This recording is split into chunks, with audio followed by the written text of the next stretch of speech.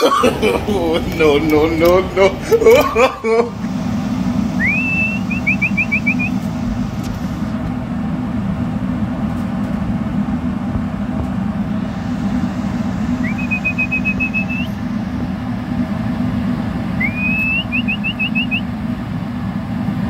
Ay, ano na.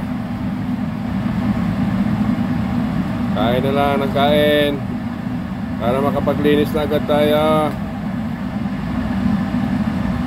Oh, nag-aaway pa talaga eh. Kulit. Yan ang bahay ni Kulit. Yan ang ating look. Diba? Ganda ng ating look. Nandun yung mga young bird natin sa ilalim. Young bird, young bird.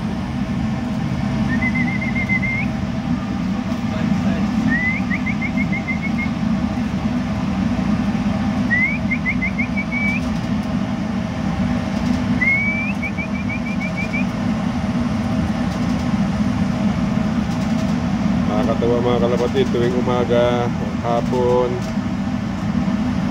dami na natin kalapati. Ang problema natin ngayon, paubos na naman yung ating patuka. Ating patuka mga kalapatid, kaunti na naman.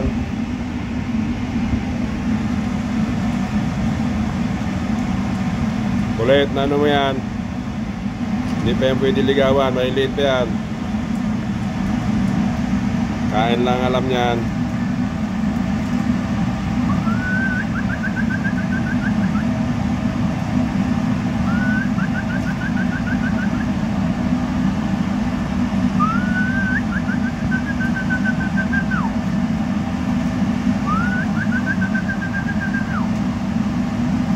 Wala yung ibang mga young bird natin ah. Saan kaya yun?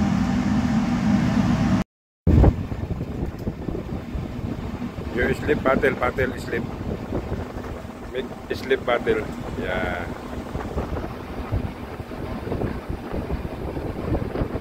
Kwento si Kulit eh. Kahit ano na lang talaga yan oh.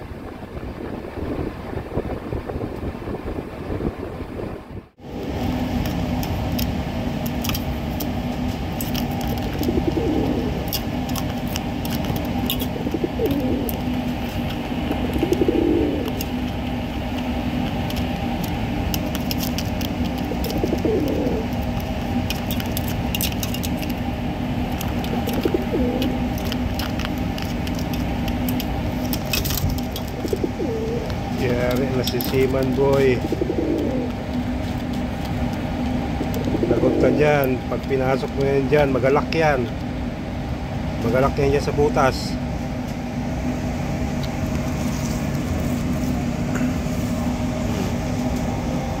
Bala ka. Pag naglock yan dyan, yari ka. Ayaw mo?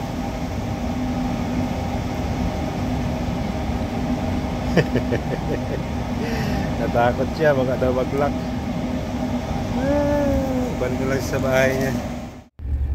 Ayan mga kalapatid, oh, yung bago nating binibreed uli. Pares na sila mga kalapatid, oh. Parehas tukod yan. Oh, kakastahan na naman sila mga kalapatid. Magbibigay na naman ang panay-bagong kalapati dito sa barko mga kalapatid. Ako, ang dami nating kalapati. Nakakatuwa lang pero mayroong nagagalit, mayroong natutuwa. Diba? Pero basta masaya tayo at hindi tayo pinagbabawalan, sige lang. Ganyan naman tayo mga Pilipino, kahit alam natin bawal, pero hindi naman tayo pinagsasabihan, tuloy lang. Pag pinagsabihan na tayo mga kalapatid, iyak. Kawawang ating mga alaga, mawawala na.